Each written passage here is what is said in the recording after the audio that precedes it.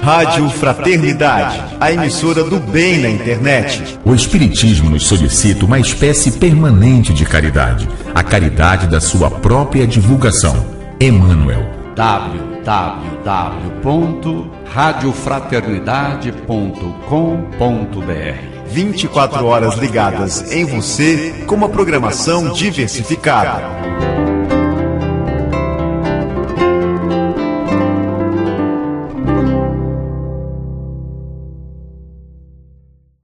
Você acompanha agora a palestra 150 anos de O Evangelho segundo o Espiritismo.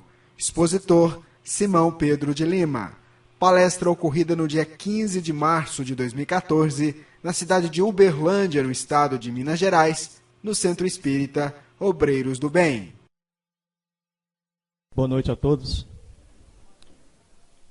Pessoal, o Centro Espírita Obreiros do Bem, dia 17 de março, segunda-feira, portanto, completará 43 anos.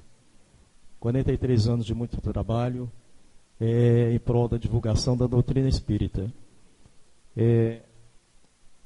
Vou mais uma vez agradecer o grupo Integrarte, o grupo de arte espírita Integrarte, que fez a exposição musical para nós. E em nome do departamento, em nome da diretoria da casa, o Departamento de Comunicação Social Espírita, aqui por mim representado, é quem vos fala.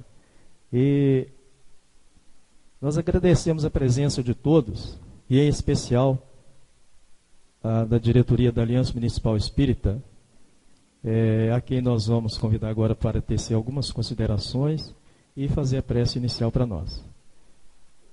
Em seguida, nós teremos a exposição do Simão Pedro de Lima, de patrocínio, onde ele também estará falando sobre os 150 anos do Evangelho segundo o Espiritismo. Obreiros do Bem completa 43 anos e o Evangelho segundo o Espiritismo completa 150 anos da sua publicação. Então é uma forma singela da Casa Espírita prestar homenagem a vocês que participam conosco, quer sejam associados, quer sejam visitantes, quer sejam integrantes de outras casas que hoje nos honram com a sua presença, e também ao Evangelho, aos 150 anos do Evangelho segundo o Espiritismo. Vou convidar a presidente da Aliança Municipal Espírita para algumas considerações e a prece inicial para nós iniciarmos a nossa atividade da noite.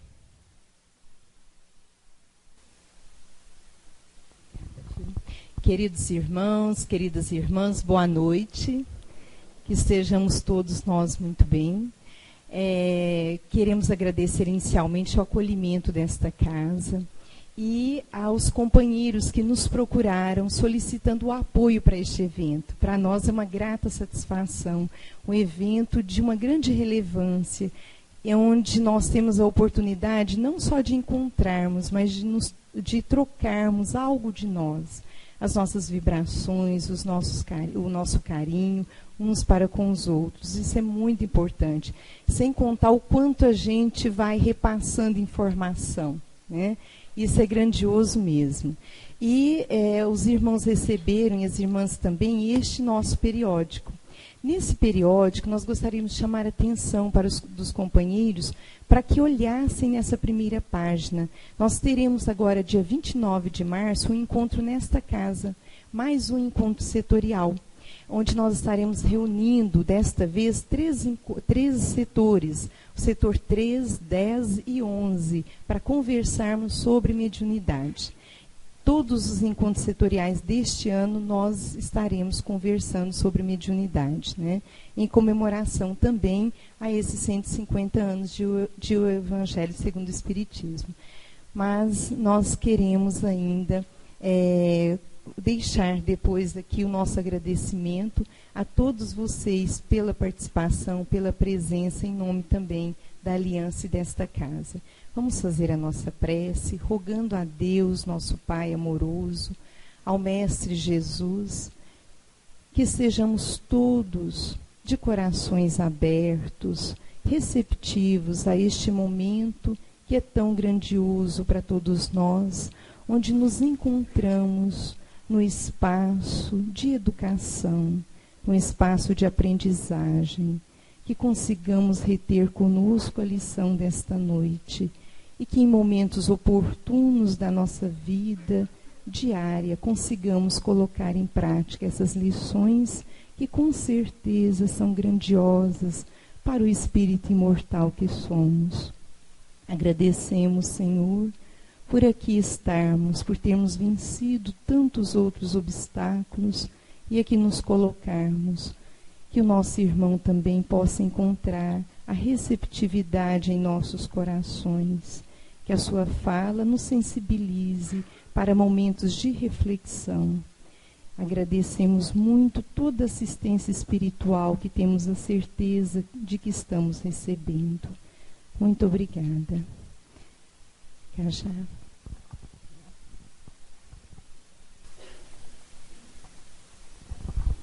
Boa noite a todos.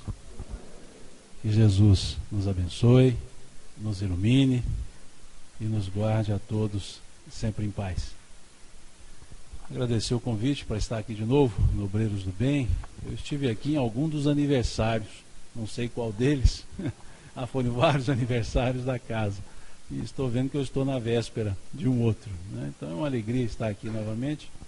E vamos conversar durante um pouco tempo, no máximo aí uns 60 minutos, 62, 63 minutos, sobre essa proposta dos 150 anos do Evangelho segundo o Espiritismo.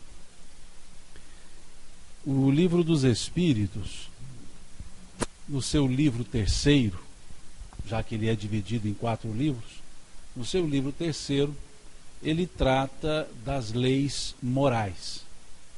Para cada um dos livros, a estrutura da codificação estabeleceu uma outra obra que aprofundasse, por um viés diferente do que aquele filosófico trabalhado no Livro dos Espíritos, os assuntos que foram estabelecidos.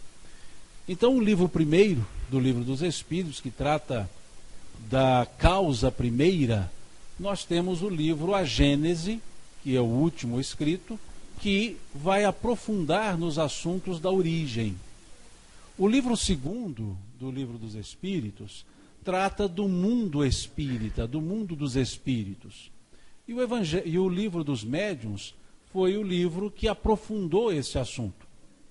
O livro terceiro, que é o livro das leis morais, que trata da lei natural e da moral, do bem e do mal.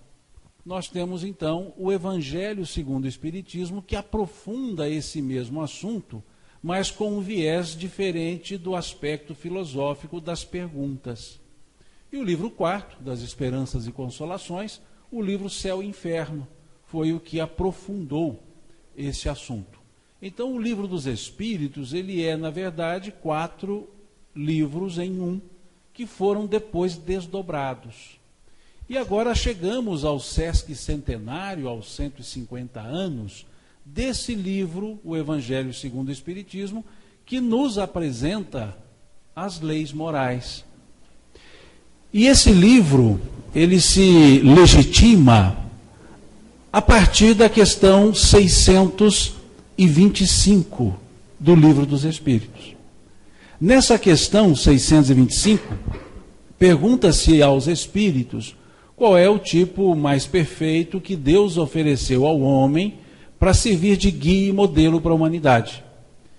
E a resposta foi em uma palavra: Jesus. Deixaram os espíritos para nós a ideia clara que Jesus é o nosso modelo e o nosso guia. E é esse modelo e guia que nós buscamos seguir. Modelo é aquilo que nós copiamos. Guia é aquele que nós seguimos. Então Jesus representa não só o guia e não só o modelo. É o modelo e guia, em outras palavras, para ser seguido e para ser copiado.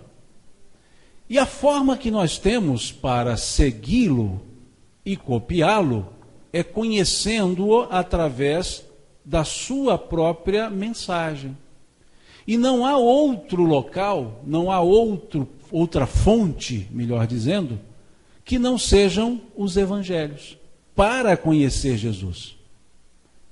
Ali nós temos a sua estrutura, a sua história, os seus ensinos. E é justamente nesse aspecto, para seguir a Jesus como modelo e como guia, é que então foi trazido a lume, foi trazida a obra. Não um evangelho que muitos dizem evangelho dos espíritas. Não é o evangelho dos espíritas. É o evangelho de Jesus. Interpretado por Kardec, interpretado pelos espíritos. Já que temos ali as explicações kardecianas e temos ali as instruções dos espíritos.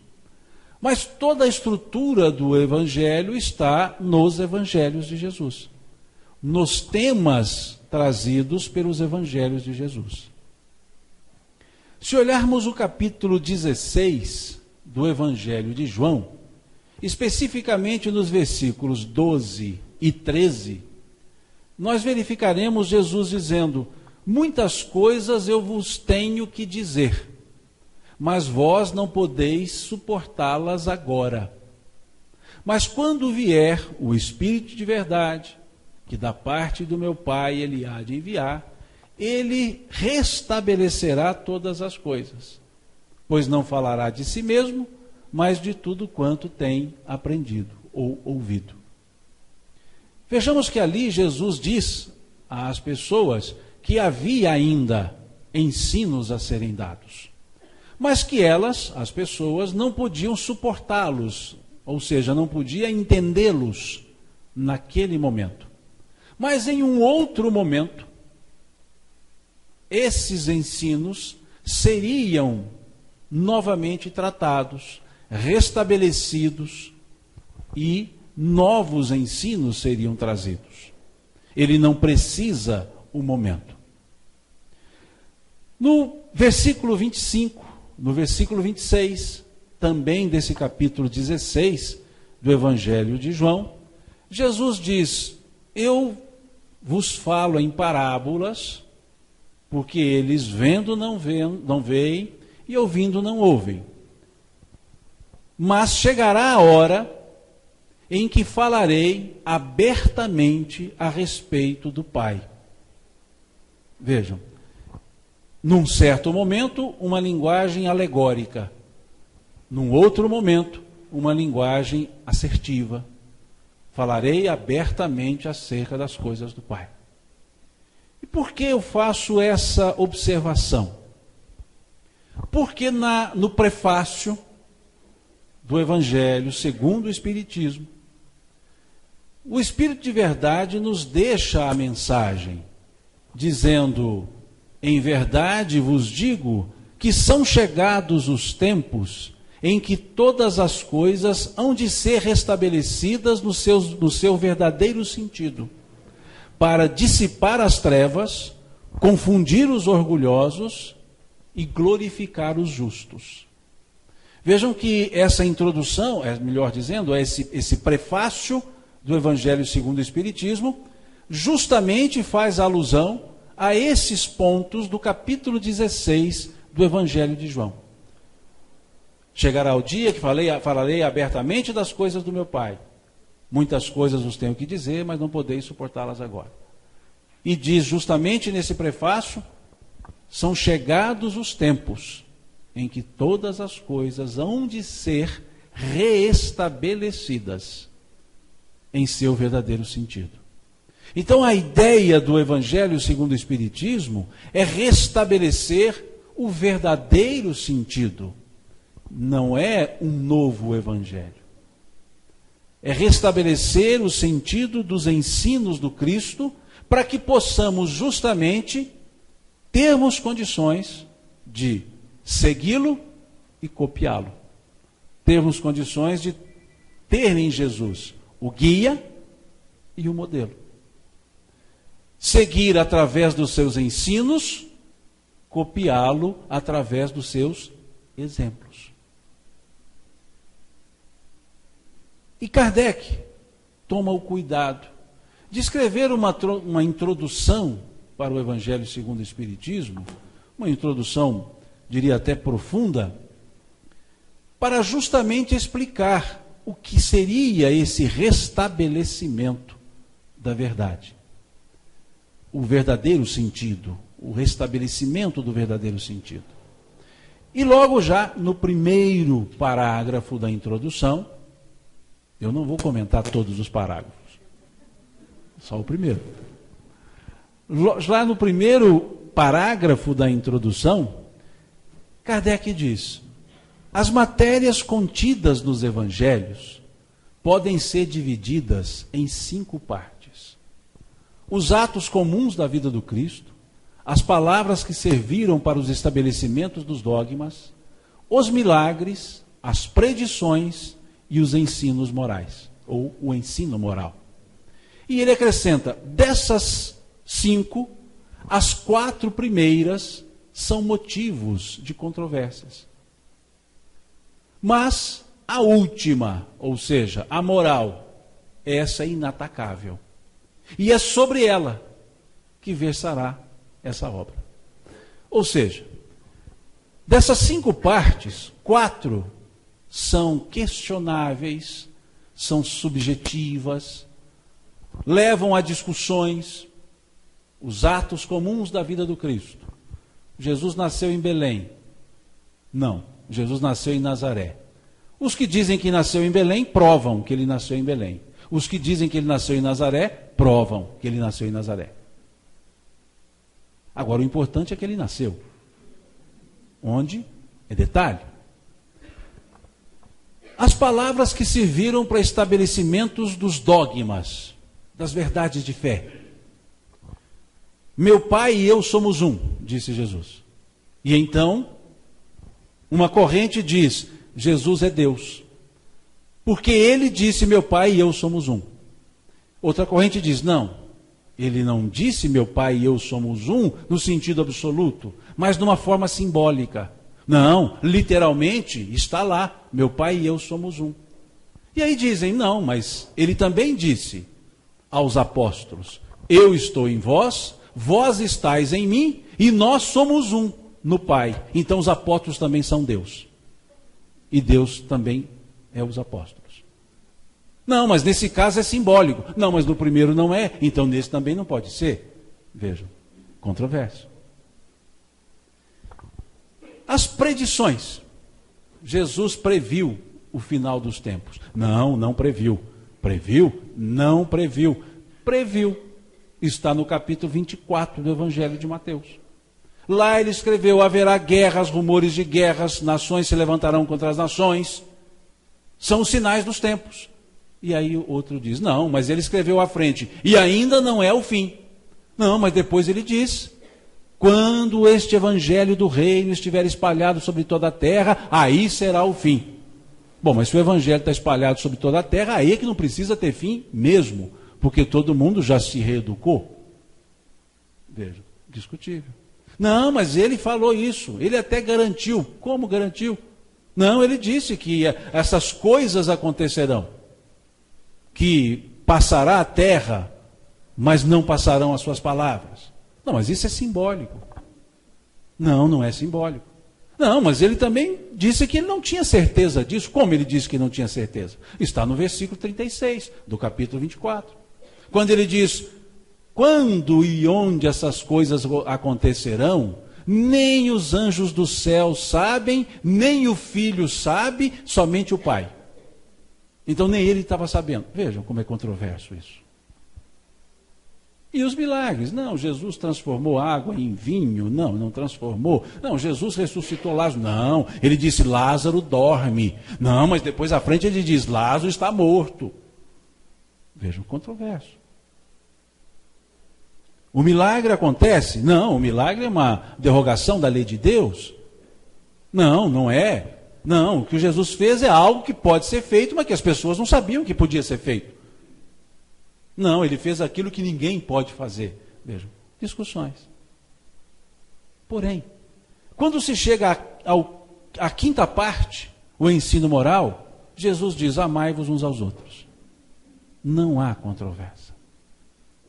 Nisto todos conhecerão que vós sois meus discípulos, se vos amardes uns aos outros. Já não mais vos chamo servos, porque o servo não sabe o que faz o seu senhor. Tenho-vos chamado amigos, pois tudo quanto aprendi do meu Pai vos tenho dado a conhecer. No mundo tendes os governadores que vos governam. Não será assim dentre vós, pois aquele que quiser ser o maior, seja o que mais sirva. Pois o Filho do Homem não veio para ser servido, e sim para servir. Isso não é controverso. Isso é assertivo. E é justamente a mensagem e o ensino que Jesus nos trouxe. E Jesus começa o seu ensino dizendo: eu não vim destruir a lei, mas dar-lhe o seu verdadeiro e fiel cumprimento. Mostrando então que Jesus não foi um revolucionário rebelde sem causa. Ele foi alguém que, entendendo as leis, buscava a sua aplicabilidade, o seu verdadeiro sentido. E por que eu digo isso? Porque também o Evangelho segundo o Espiritismo começa, no primeiro capítulo, justamente com esse título: eu não vim destruir a lei. Da mesma forma, a ideia espírita não é um contraponto a tudo que já foi ensinado. É um desenvolvimento, um aclaramento, um melhor entendimento de tudo que foi ensinado. Eu não vou comentar os 27 capítulos também, não. São só 52 minutos que nós temos. 50. Vejam. E como Kardec estrutura essa ideia de eu não vim destruir a lei no Evangelho segundo o Espiritismo? Tratando dos ícones da lei judaica, Moisés e Jesus. Colocando os dois como elementos reveladores, em épocas distintas, complementando o segundo, o trabalho do primeiro. Trazendo aquele corolário de leis para um só elemento, que é uma lei vivencial, em que Jesus trabalha todo o elemento do Levítico, todo o elemento do Deuteronômio, contido em Moisés, e traz para uma só, o amor. Moisés, dado esse código de leis, foi entendido como uma primeira revelação, entendida revelação da justiça. E Jesus, num restabelecimento da verdade, do verdadeiro sentido, foi tido como o revelador do amor. A primeira revelação, revelação da justiça. A segunda revelação, revelação do amor. E nesse conjunto de revelações, Kardec coloca a terceira revelação, a doutrina espírita, como sendo a revelação da verdade. Revelação da justiça, revelação do amor, revelação da verdade. Restabelecer o verdadeiro sentido. E é justamente nessa ideia: eu não vim destruir a lei. O Espiritismo também não criou um livro, o Evangelho, por sua conta. Apenas, dos 5 aspectos, tirou o aspecto moral. E distribuiu esse aspecto moral do Evangelho do Cristo em 27 capítulos. Em 27 estruturas. Cujo cerne está no Sermão do Monte. Se olharmos os 27 capítulos, veremos que eles versam sobre os ensinos de Jesus contidos no Sermão do Monte. E os Espíritos trouxeram essas máximas, esses ensinos do Sermão do Monte, e colocaram-nos numa forma vivencial, trazendo outros elementos de aplicabilidade desses ensinos. E quando ele vem trabalhar, eu não vim destruir a lei, ele evoca, ele traz 2 princípios aparentemente antagônicos: ciência e religião. E ali, nesse primeiro capítulo, ele coloca a aliança da ciência e da religião, mostrando-nos que as duas têm uma só fonte: Deus, cujas leis naturais, que formam estrutura física, objeto do estudo da ciência, são as leis de Deus, conforme vemos a questão 614 do Livro dos Espíritos. E dizendo-nos que a estrutura religiosa são também as leis de Deus, as leis morais contidas no capítulo 3º do Livro dos Espíritos. E dizer então que uma e outra foram tidas como mutuamente excludentes, mas não o são. Porque a ciência sem a religião ficaria impossibilitada de explicar uma série de fenômenos utilizando somente as leis da matéria. E a religião sem a ciência ficaria desprovida de provas. E é essa junção, essas duas asas do sentimento e do intelecto, que faz com que nós cresçamos e evoluamos. E isso ele vai explicar o que é o verdadeiro entendimento, o que é o verdadeiro cumprimento. Não refaz as leis do Cristo, porque elas não, do Cristo, as leis naturais, porque elas não são passíveis de serem refeitas, porque são perfeitas. A aplicabilidade vai acontecendo a partir do entendimento. E assim, com essa estrutura, colocando no início de cada capítulo os textos dos evangelhos, eu digo dos evangelhos porque o assunto que é tratado pelos quatro, os 4 textos são colocados. Tratados por 3, os 3 textos são colocados.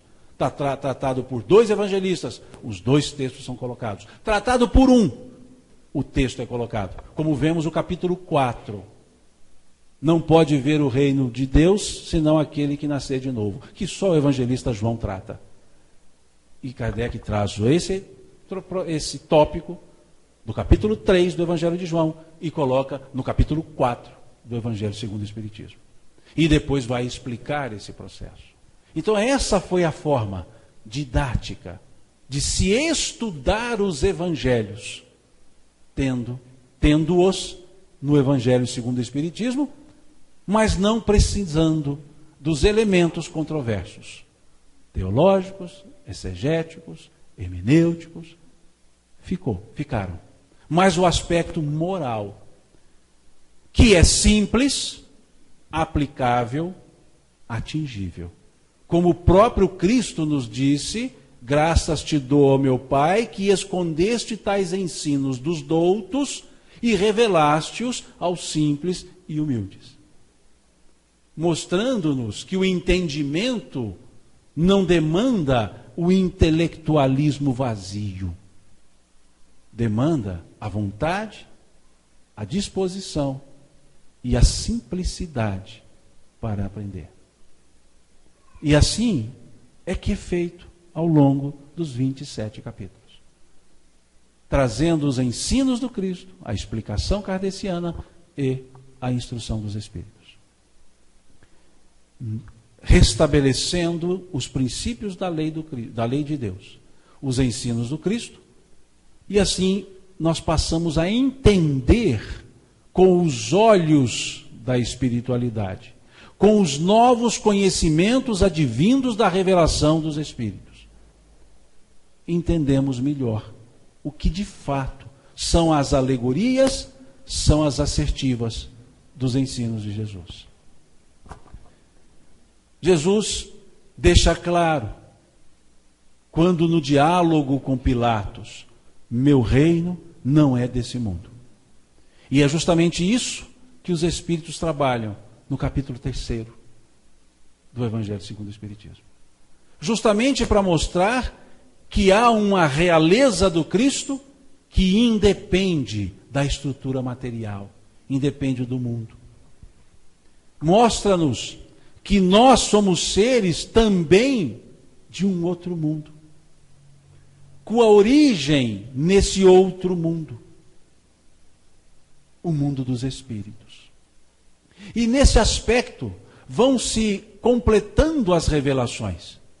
Porque Moisés revela apenas esse nosso mundo, dando as recompensas para o cumprimento das leis nesse mundo, como vemos no capítulo 20 do livro Êxodo, que nos mostra o decálogo, e no mandamento 4, honrarás teu pai e tua mãe para que tenhas longos dias na terra que o Senhor teu Deus te dará.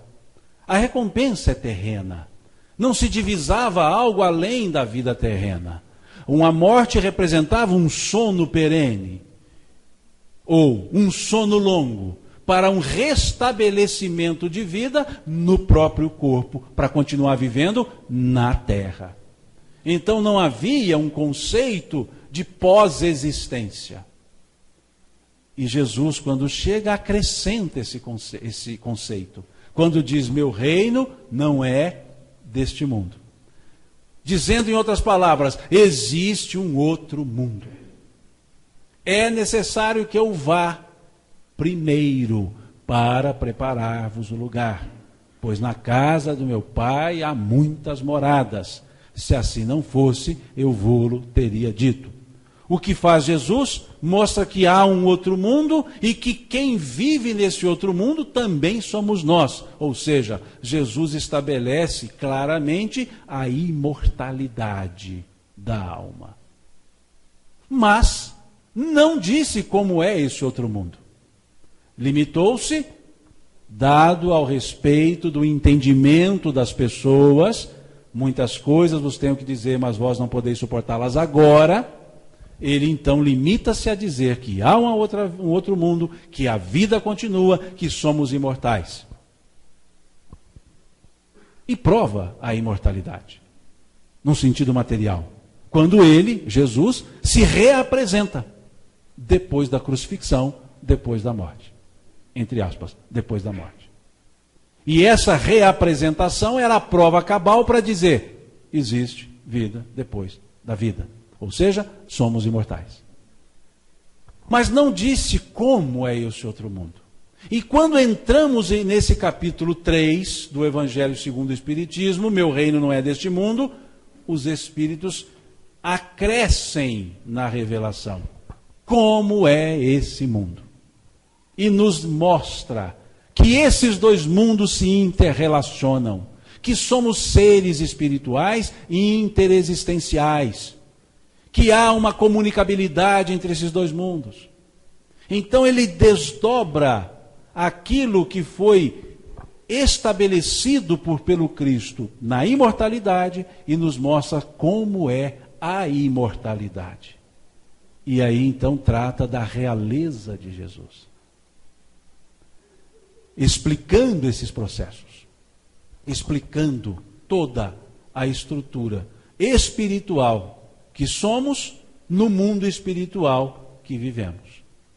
Mas numa didática magistral, que os capítulos vão se interrelacionando e vão como que aprofundando, desdobrando o capítulo anterior, esse processo de interexistência do outro mundo com este mundo, Kardec trata no capítulo 4, quando ele vai falar da reencarnação.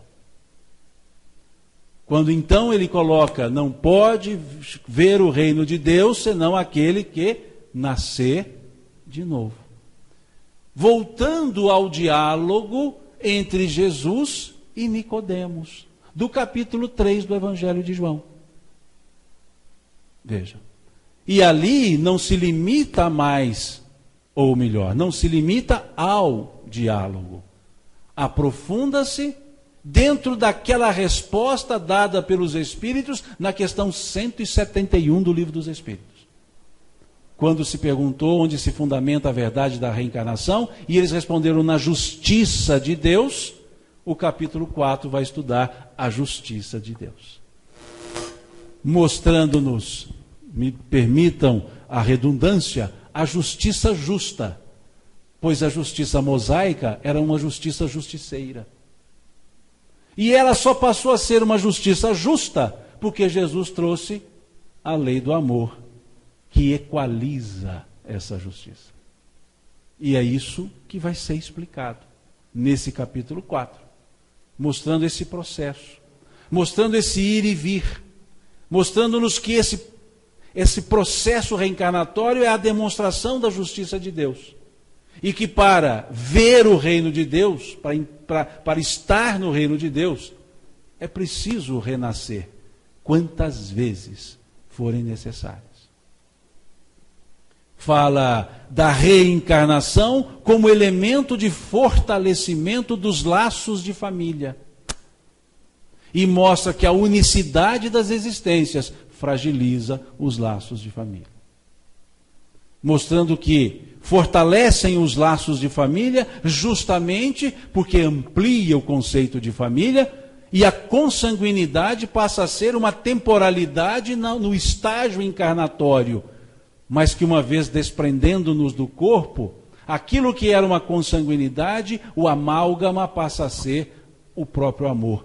E aí, em cada encarnação, novos membros consanguíneos, novos membros por afinidade, e assim ampliando cada vez mais a família, até transformá-la na família universal. Esse é o capítulo 4. E percebendo isso, a justiça da reencarnação, abre-se o espaço para fazer uma análise de um elemento essencial, que está numa das observações que Kardec faz quanto ao que é o Espiritismo, no livro Que é o Espiritismo. Quando ele escreve que o Espiritismo nos diz de onde viemos, para onde vamos e por que sofremos temporariamente na Terra. E é justamente o capítulo 5 que vai trabalhar bem-aventurados os aflitos, que é o maior capítulo dos Evangelhos. É o mais extenso, porque ele é o que analisa justamente essa característica de um mundo de provas e expiações, que foi explicado no capítulo 2 do Evangelho segundo o Espiritismo. Há muitas moradas na casa do meu Pai. E ele vai então explicar os mundos, classifica-os, identifica-os e diz que no mundo de provas e expiações há uma predominância do mal. E se há o mal, há o sofrimento. Se há esse mal, mal-á ficou um cacófato, né? Ficou mal-á. Se há o mal é porque então existe o sofrimento. Ou, se existe o sofrimento é porque há o mal. E é por isso que ele precisa ser analisado. E é justamente isso que é analisado no capítulo 5. Para que entendamos que o sofrimento é uma consequência, não é uma imposição. Mostrando-nos que o sofrimento não é Deus nos punindo. É Deus abrindo a oportunidade para que com a consequência da nossa atitude, da nossa escolha, do nosso ato, possamos reeducarmos-nos e crescermos. Porque naquela questão 171 do Livro dos Espíritos diz que um bom pai nunca fecha as portas para o arrependimento dos seus filhos. Então o sofrimento é justamente a colheita de uma semeadura que nós mesmos fizemos. E não estamos aqui no mundo para sofrer. Estamos aqui no mundo para aprender, para crescer. E o sofrimento transforma-se numa didática de aprendizado. Didática essa criada por nós, pelas nossas escolhas, pelas nossas atitudes. Por isso eles trabalham o bem e o mal sofrer. É interessante quando observamos nesse capítulo 5 esse elemento, o bem e o mal sofrer. Porque ali dá-nos uma ideia muito interessante, que já disse aqui outras vezes. Quanto observamos o sofrimento. Ao observar, ao entender, muitos dizem, mas vocês espíritas gostam de sofrer. Não, não gostamos de sofrer. Sofremos com gosto, mas não gostamos de sofrer. Sofrer com gosto é diferente de gostar de sofrer. O gostar de sofrer é um processo de autocomiseração, que eu passo a ter pena de mim mesmo. E o autocomiserado e autocomiserável nunca cresce. O gostar de sofrer é acomodar-se com a situação, sentindo-se vítima da vida, atribuindo à vida aquilo que ela não tem. A vida não tem vida própria. Não. A vida, quando eu digo não tem vida própria, é porque a vida não age, a vida reage. Nós agimos e a vida nos devolve o que nós damos para ela. A vida nada nos dá senão a devolução daquilo que nós mesmos damos a ela. Se somos pessoas resolutas, a vida o é para conosco. Se somos pessoas disponíveis, a vida se disponibiliza. Então, a pessoa que gosta de sofrer atribui à vida uma característica que ela não tem: agir para com as pessoas. E aí diz: a vida não é boa para comigo. Mas não entendeu que essa pessoa não é boa para com a vida. E num processo de pura e simples ação e reação, sente-se mal vivente. Esse é o gostar de sofrer. E os espíritas não gostamos de sofrer.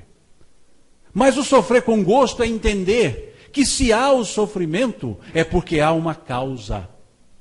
E ao saber que há causa para sofrimento, já é um elemento reparador. Porque já entendemos, então, que não há descuido na lei de Deus e que não há vítimas na lei de Deus. Há responsáveis.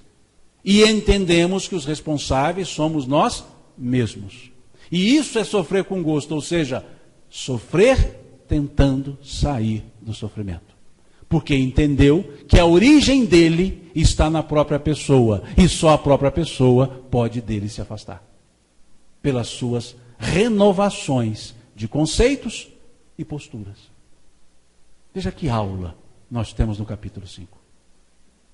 Mostrando-nos as causas anteriores das aflições, as causas atuais das aflições, não se distanciando do capítulo 4, que é a reencarnação.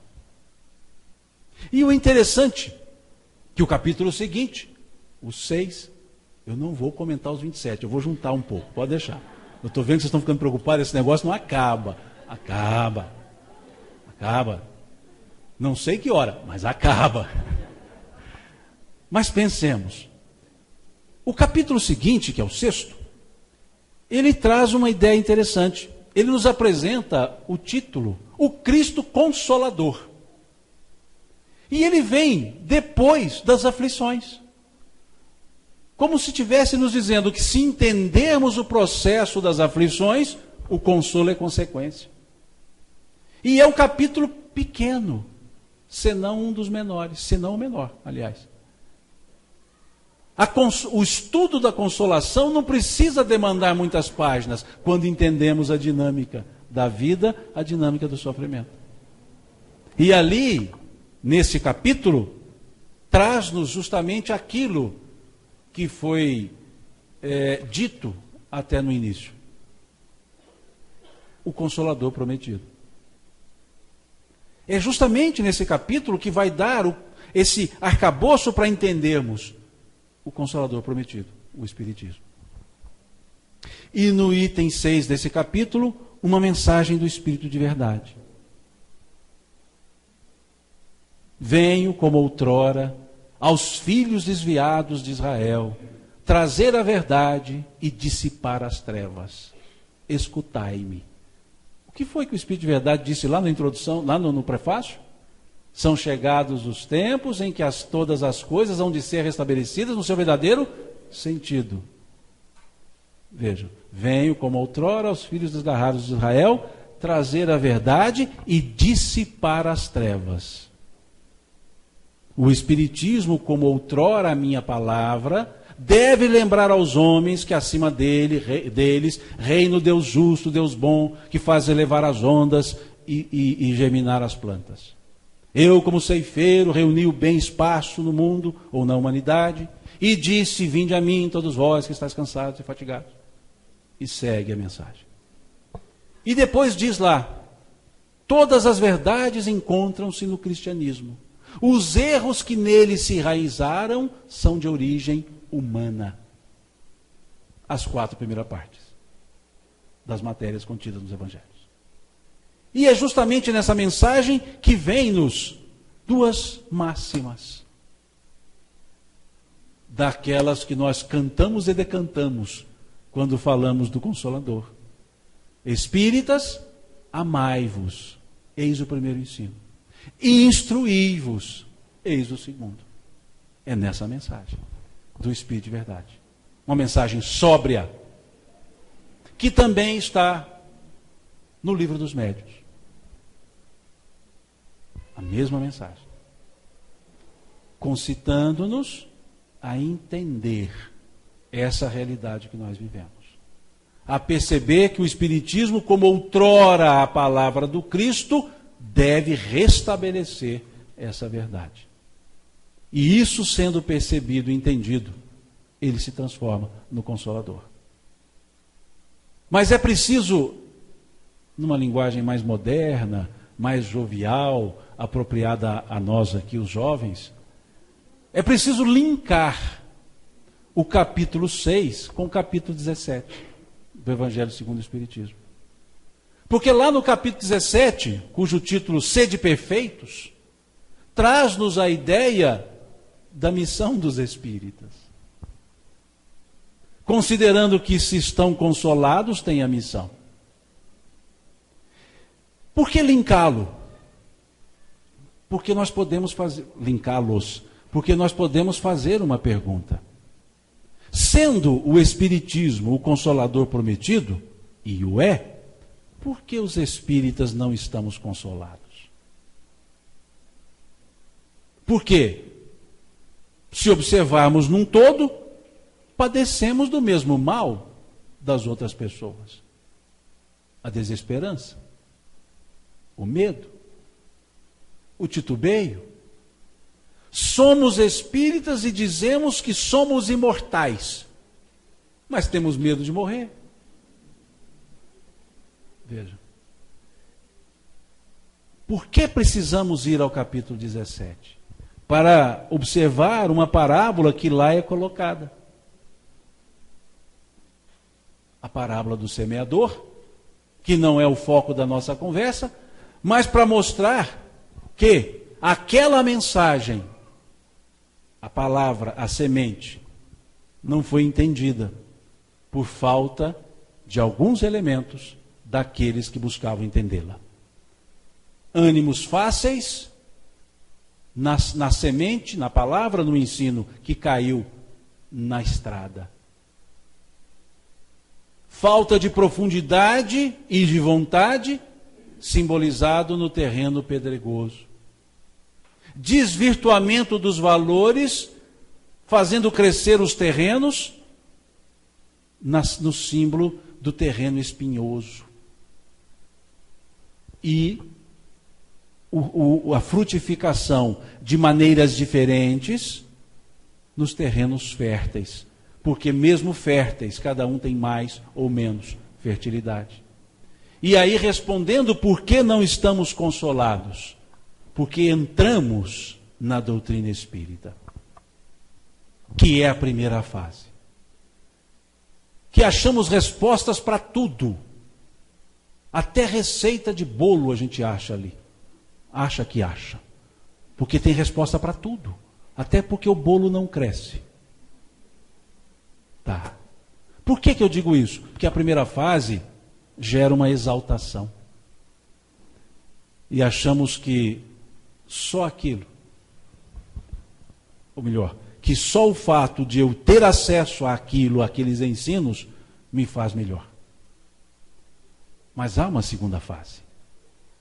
É a fase que a doutrina espírita entra em nós, que é uma fase de introspecção. E diferentemente da primeira, que dá uma exaltação, essa segunda dá uma preocupação.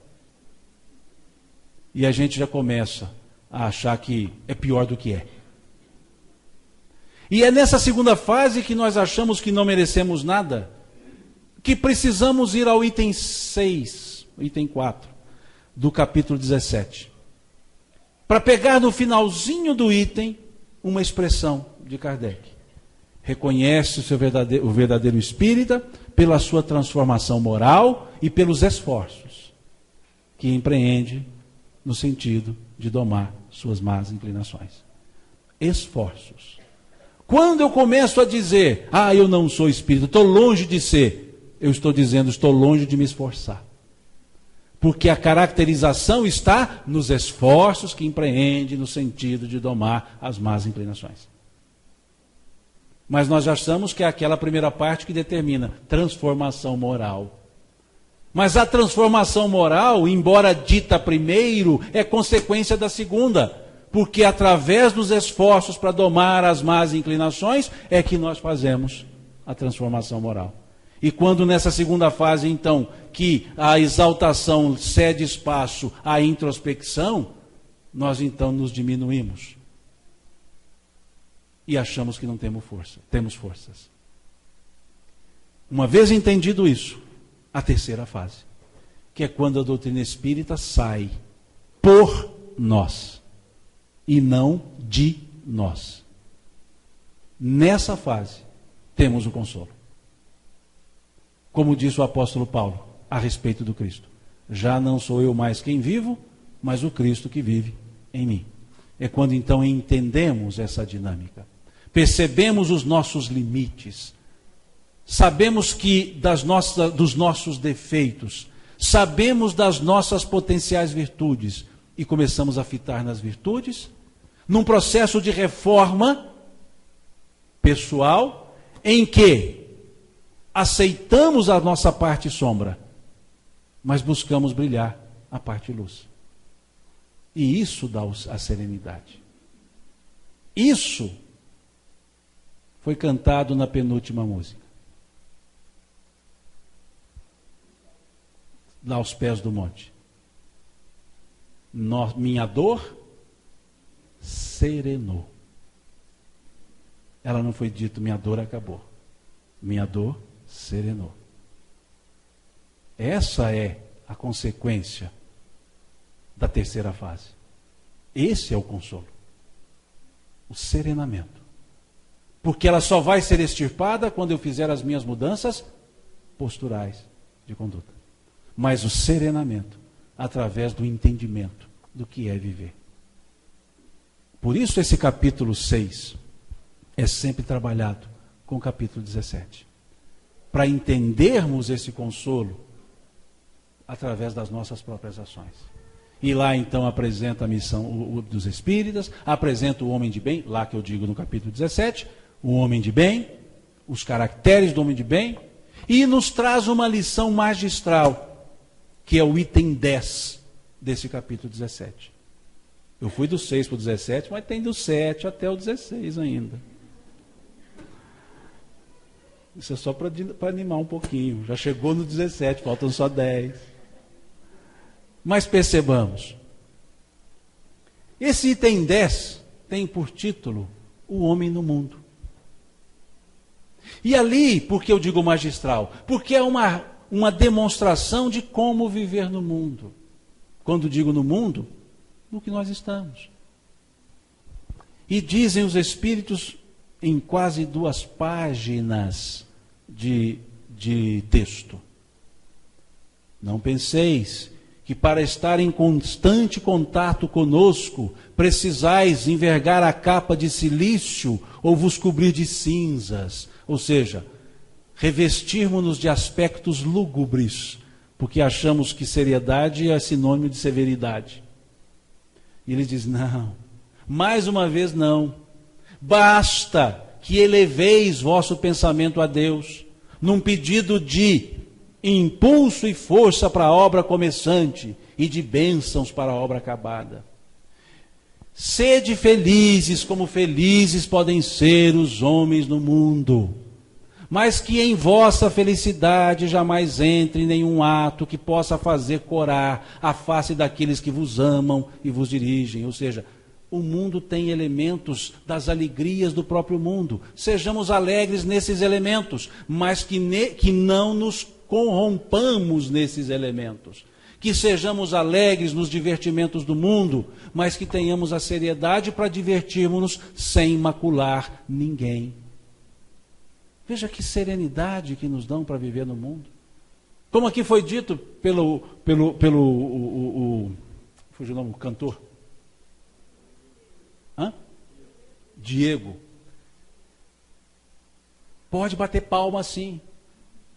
Em outras palavras, pode ser alegre sim, mas que a alegria seja alegria que não corrompa as consciências.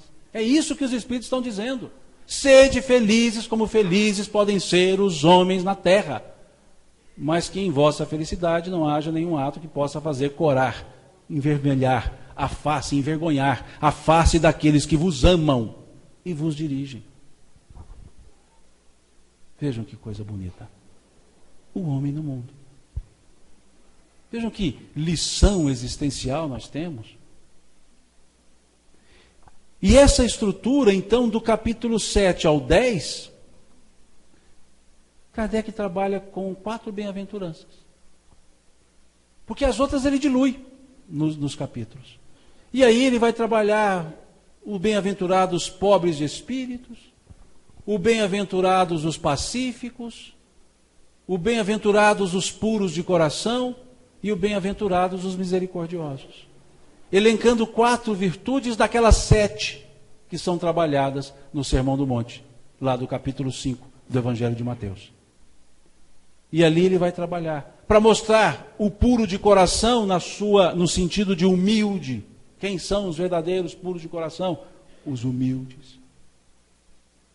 Para mostrar o aspecto da misericórdia, do amar ao próximo, do amar o inimigo.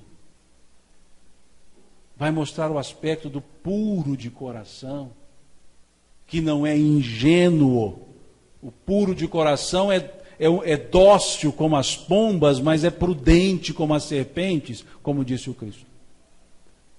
Mostrando a verdadeira pureza, nos explicando a moralidade e o moralismo, repudiando o moralismo e fazendo as reflexões sobre a moralidade, sobre o bem proceder. Trabalhando a ideia dos pacíficos, que é justamente a paciência, a resignação que eles trabalham, o processo de pagar o mal com o bem.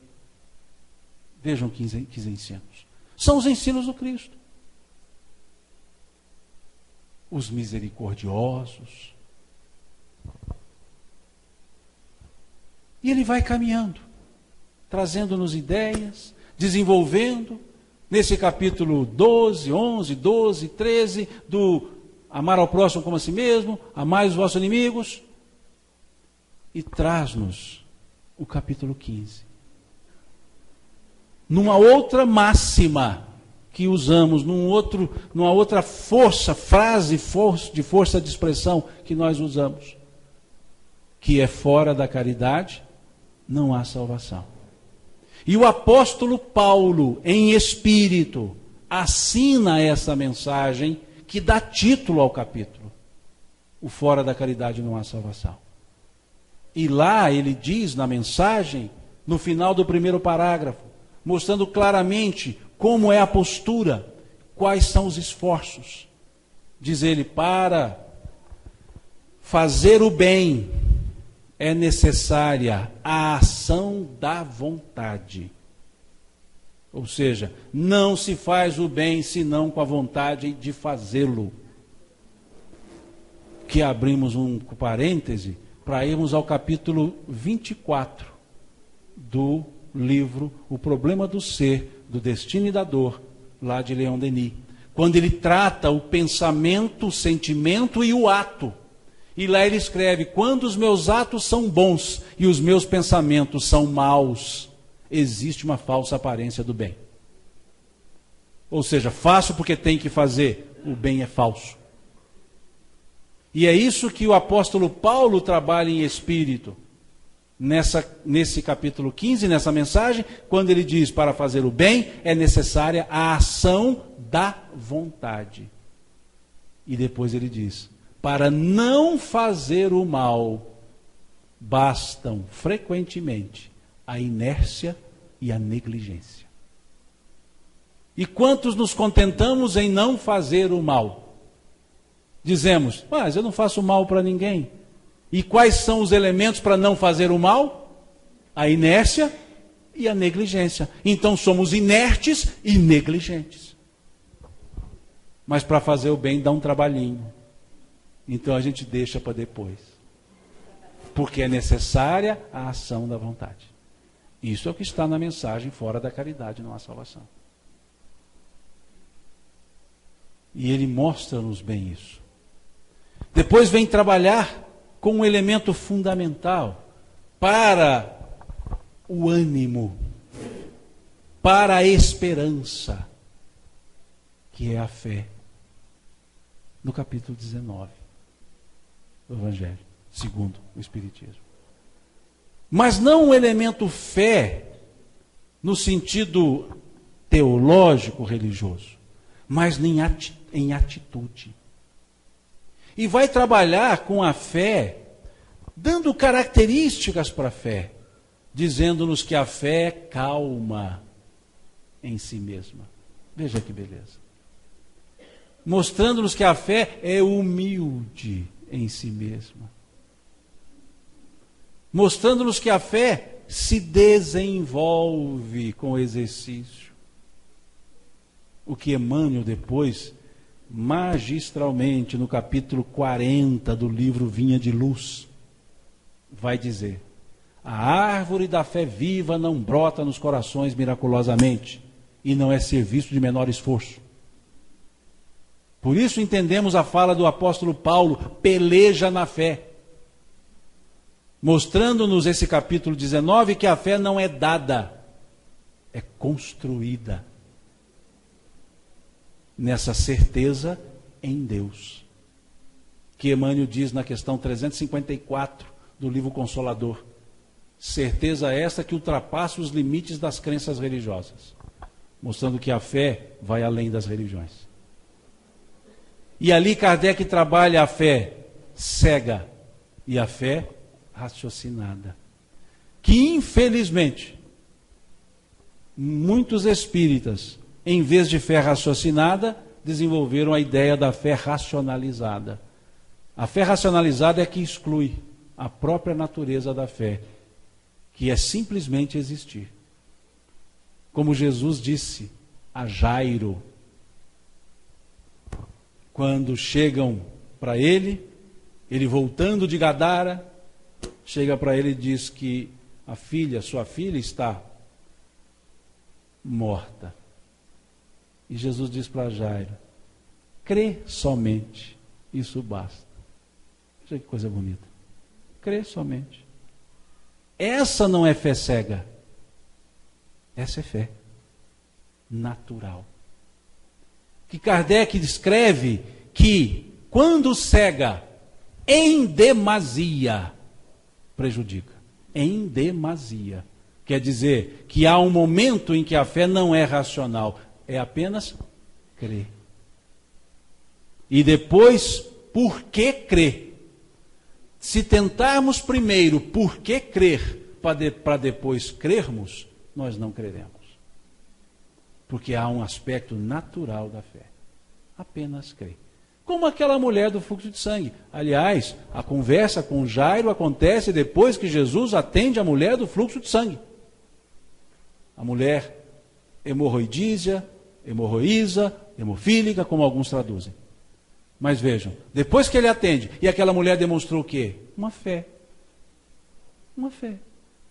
Se eu tocar-lhe a túnica, serei curada. Pronto. E ela toca-lhe a barra da túnica. Não foi nem a túnica, a barra da túnica, o que mostra que ela estava rastejando quase. O que é compreensível dado a sua debilidade. Ou debilitação, melhor dizendo. E ela toca-lhe, e quando toca, o que Jesus fala? Alguém me tocou. A mulher ficou branca, coitada. Porque quando falou, alguém me tocou, ela falou, não, me descobriu. Porque ela veio por trás. E vindo por trás, tocou-lhe a barra da túnica. E imediatamente foi curada. E Jesus diz, alguém me tocou. E Pedro, para variar, Senhor, como tu dizes, alguém me tocou, se todos te empurram? A sensibilidade de Pedro ela é uma coisa assim espantosa. E Jesus fala, alguém me tocou, pois de mim saiu virtude. Pois de mim saiu poder, em outras traduções. Então vejam, isso é natural. Que desenvolve-se para os porquês, o porquê crê, que é o que demonstrou o centurião. Senhor, meu servo está doente em casa. E diz Jesus, vamos até sua casa. Ele diz, não, Senhor, eu não sou digno de que entres em minha casa. Eu sou comandante e tenho os meus comandados. Se eu dou uma ordem, eles cumprem-na, mesmo eu não estando perto. Tu tens os teus exércitos, dize uma só palavra e meu servo será curado. Ou seja, por uma analogia, eu que não sou nada, dou ordem, o pessoal cumpre, eu nem lá estou perto. Imagina o Senhor. E Jesus disse o que para ele? Homem, grande é a tua fé, vá que teu servo está curado. Mas depois ele acrescentou um detalhezinho. Talvez depois que o centurião saiu, para ele não escutar, ele vira-se para os discípulos e fala, em toda a minha andança por Israel, jamais vi tamanha demonstração de fé como a desse homem. Qual fé? Raciocinada, não foi racionalizada. E aí entendemos uma fala de Agostinho, não espírito, ainda encarnado, lá no século IV, quando ele dizia, é necessário crer para compreender, mas sobretudo, compreender para continuar crendo. A compreensão dá continuidade à fé. E a fé abre espaço para a compreensão. Tentar compreender sem tê-la primeiro seria o inverso da operação. Não teremos resultado. Isso é o que está no capítulo 17, no capítulo 19. E ali, Kardec depois trabalha esse elemento fé. E abre um espaço espetacular no capítulo 26. Porque depois do 25, o 20, o 21, ele vai desenvolvendo esse raciocínio da fé. E ele vai depois trabalhar no capítulo 26 um assunto que aparentemente foi um desvio de rota. Ele vai trabalhar a mediunidade. Ele vai trabalhar a mediunidade não num tratado científico como no Livro dos Médiuns, mas dando à mediunidade um elemento moral. Eu digo que ali é o terceiro regramento que nós temos no exercício mediúnico. Um em Moisés, na proibição, um em Paulo, chamando a atenção para a utilidade, capítulo 12 da sua primeira carta aos Coríntios, e outro no capítulo 26, que tem por título, dai de graça o que de graça recebestes. E ali ele vai escrever, a mediunidade é uma coisa santa, que deve ser tratada santamente. Em outras palavras, é uma coisa séria, que deve ser exercida com seriedade. Ele vale-se de um brocado do latino, sancta sunt tractunda santis. Coisas santas têm que ser tratadas com santidade. Então ele, valendo desse brocado, ele diz, por analogia, a mediunidade é uma coisa santa que deve ser tratada santamente, vírgula, religiosamente, não no sentido institucional, religiosamente, ou seja, com método, metodologicamente. Então ele traz uma ética para o exercício mediúnico, constando no Evangelho segundo o Espiritismo, porque ela trata das leis morais. E a seriedade no trato com a questão mediúnica é elemento de moralidade. E por fim, ele chega ao capítulo 17, 27. Estou voltando, vocês até assustaram agora. Né? Foi o nó, começou de novo. Ao capítulo 27, que vai nos falar da prece. Ele começa o livro falando da lei e termina o livro contactando com Deus. Porque para esse elemento da prece, nós vamos à questão 659 do Livro dos Espíritos, que nos dá o caráter geral da prece, dizendo-nos que orar é pensar em Deus, aproximar-se de Deus, pôs-se em contato com Deus. E é justamente nesse capítulo 27, fechando o livro, é que ele está a nos dizer que é hora de pensar em Deus, aproximar-se de Deus e pôr-se em contato com Deus. Porque nos 26 capítulos que precederam, tivemos todos os ensinos necessários para uma vida com Deus. Na linguagem velho-testamentária, andando com Deus. E ali ele vai nos falar sobre a eficácia da prece, sobre a inteligibilidade da prece, vai nos falar sobre a alegria da prece. Porque não pode ser senão em um momento de alegria. Como não ser um momento de alegria se estamos pensando em Deus, aproximando-nos de Deus e colocando-nos em contato com Deus? E ali ele vai trabalhar de uma forma tranquila esse caráter de agradecimento na prece, de pedido na prece, de louvor na prece. E escolhe a oração que ele chamou dominical, que nós chamamos também Pai Nosso, para abrir a estrutura do capítulo seguinte, 28, que é apenas, não no sentido inferior, que é apenas coletânea das preces, em que ele não dá receita de prece, ele dá situações para preces. Tanto que antes de cada prece tem um preâmbulo, explicando a circunstância. E o que interessa mais é entender a circunstância, porque as palavras que proferiremos serão nossas, não necessariamente aquelas que estão lá para ser lidas. Porque a prece verdadeira, como dizem os Espíritos, agradável a Deus, é a prece que é ditada pelo coração. E só ditamos uma prece pelo coração quando entendemos a circunstância na qual nos incluímos, pela qual passamos e para a qual buscamos saída. E aí o coração fala. Porque a mente entendeu. Como dizia o apóstolo Paulo, trazido para esse capítulo 27 da sua carta. De nada adianta eu orar com fé se a minha mente não sabe o que eu digo. Se oro em línguas estranhas, serei bárbaro para com aquele que me ouve e bárbaro para comigo. Pois o meu coração ora, mas a minha mente nada entende. Então ele mostra ali que a prece, ela é inteligível, porque ela é ditada pelo sentimento. E aquele que tem o sentimento sabe expressar em palavras aquilo que está necessitado. E mostra que a prece é um ato de submissão a Deus e não a mais ninguém. E ele então encerra o livro sem nenhuma conclusão, diferentemente do livro dos Espíritos, que ele coloca 9 conclusões, porque era um livro de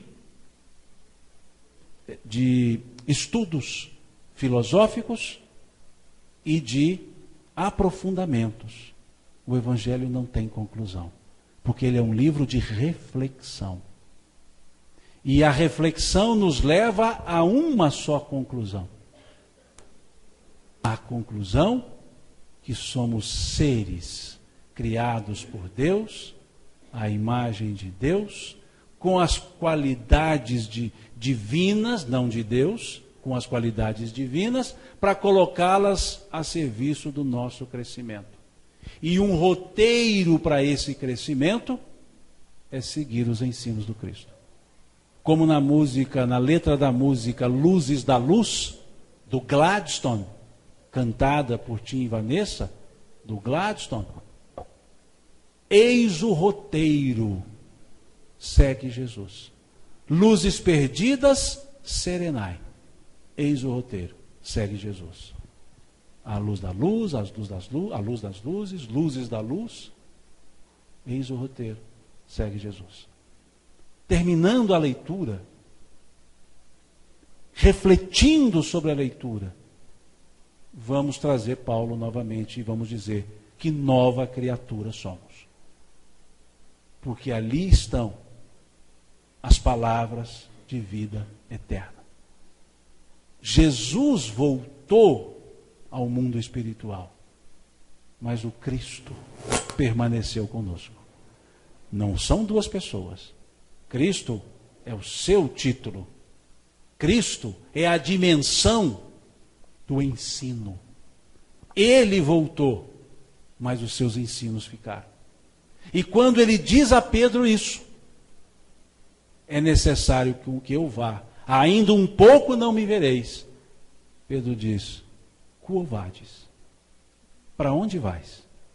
Quo vades? Para onde vais? Se tu fores, com quem ficaremos? Pois se só tu tens as palavras de vida eterna. E essas palavras ficaram nos evangelhos, e os evangelhos foram trazidos para o Evangelho segundo o Espiritismo, e foram aclarados em espírito e verdade pela orientação dos Espíritos. E vale-nos o alerta, os alertas que Jesus nos deu quando ele encerra o Sermão do Monte, dizendo: aquele que ouve as minhas palavras e as pratica, será comparado a um homem prudente que construiu a casa sobre a rocha. E vieram os ventos, e vieram as tempestades, e a casa não caiu.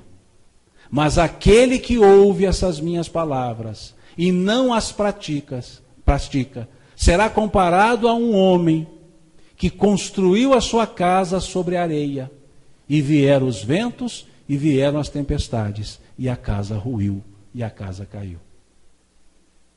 E é justamente isso que se espera do estudo, da reflexão das palavras de Jesus.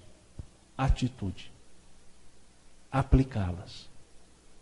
No serenamento das nossas emoções. No clareamento dos nossos entendimentos. E na brandura e assertividade das nossas atitudes. E quando ele encerra o relato do Sermão do Monte, Mateus percebe isso. E de uma forma espontânea, ele escreve: e todos se admiraram daquela doutrina, porquanto ele ensinava como quem tinha autoridade, diferentemente dos fariseus.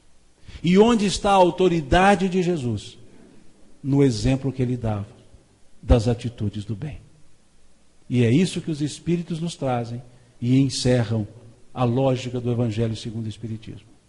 A verdadeira autoridade, a autoridade legítima, é aquela que se apoia no exemplo que se dá do bem. E quem nos foi o exemplo de exemplo? Jesus. Então, para vivermos entendendo a vida, precisamos entender a Jesus. E um caminho para o seu entendimento, para a sua mensagem, estudarmos de forma reflexiva o Evangelho segundo o Espiritismo. Não por nada, por 150 anos, ele está atualizadíssimo. E creio que por mais muitos anos, por mais muitos SESC centenários de grupos de 150, nós teremos ele atualizado. Porque são palavras remotas no tempo, mas que não nos cansam, porque são a expressão da verdade. E a verdade é atemporal. Agradeço a vocês pela paciência de ficarem aí sentados ouvindo. Agradeço pelo convite, a Lucila que me fez o convite para estar novamente aqui no Obreiros do Bem. Peço-lhes desculpas se porventura desviamos um pouco da expectativa. Muito pequeno eu sou para comentar uma obra dessa envergadura, mas me encanto, me emociono, me alegra saber que existe uma obra dessa envergadura. Então que façamos bom cultivo disso. E nesse agradecimento que disse hoje à tarde, o pessoal me critica, fala: você é muito antidoutrinário quando fala isso. Deus lhes pague. Deus lhes pague pela atenção, Deus lhes pague pelo carinho. Muito obrigado.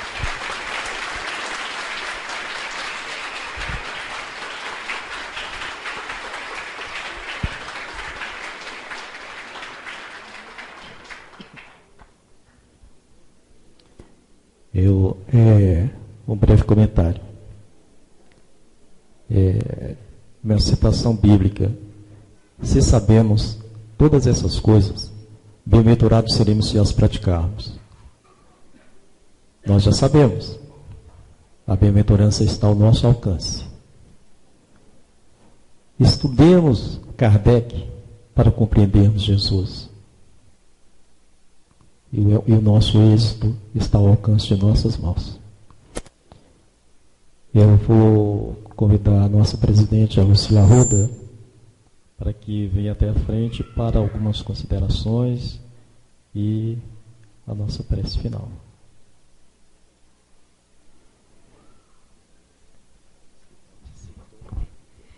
Mais uma vez, nós gostaríamos de agradecer a presença de todos. Tenham a certeza que é um momento de confraternização para todos nós, depois de tantos ensinamentos, né?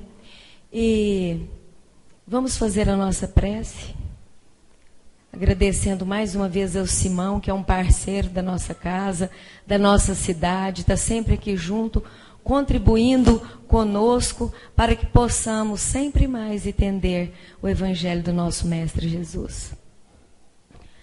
Então, vamos fazer a nossa prece, voltando os nossos pensamentos ao alto, a Deus, nosso Pai de bondade e amor infinitos, a Jesus, o nosso Rabone amado, e aos benfeitores espirituais que coordenam a nossa casa de oração, e a eles, mais uma vez, tributar os nossos agradecimentos por tudo que temos nas nossas vidas, pelas bênçãos recebidas a cada dia, pela vida, pelo trabalho, pela família, pelas alegrias e pelas tristezas que nos servem de aprendizados na caminhada rumo à nossa evolução espiritual. E nesse instante em que a nossa casa se completa mais um ano de vida, que nós possamos ir de assistência espiritual junto ao plano maior, que nós aqui, como pequenos obreiros, possamos unirmos-nos cada vez mais, prestando a Jesus, o nosso Mestre maior, as nossas reverências infinitas, unindo-nos na assertiva de que nós, Mestre querido, estaremos aqui sempre para lembrarmos o vosso nome, para tentarmos acertar cada vez mais. Agradecemos profundamente ao nosso irmão Simão, que ele receba as bênçãos do plano espiritual, em forma de luz, de paz, e que tenha sempre mais forças para levar adiante o teu evangelho de luz e de amor. Rogamos ainda em prol de todos nós que aqui nos encontramos, encarnados e desencarnados, e que a vossa luz, Mestre amado, possa vibrar em todos os corações do nosso planeta, particularmente nos locais onde haja dor, onde haja sofrimento, naqueles nossos irmãos que ainda não compreenderam a essência do seu amor. Nós agradecemos profundamente por essas bênçãos da noite e que a vossa paz nos acompanhe em nossos lares e o nosso muito obrigado eterno, e que assim seja. Você acompanhou palestra 150 anos de O Evangelho segundo o Espiritismo. Expositor Simão Pedro de Lima. Palestra ocorrida no dia 15 de março de 2014, na cidade de Uberlândia, no estado de Minas Gerais, no Centro Espírita Obreiros do Bem.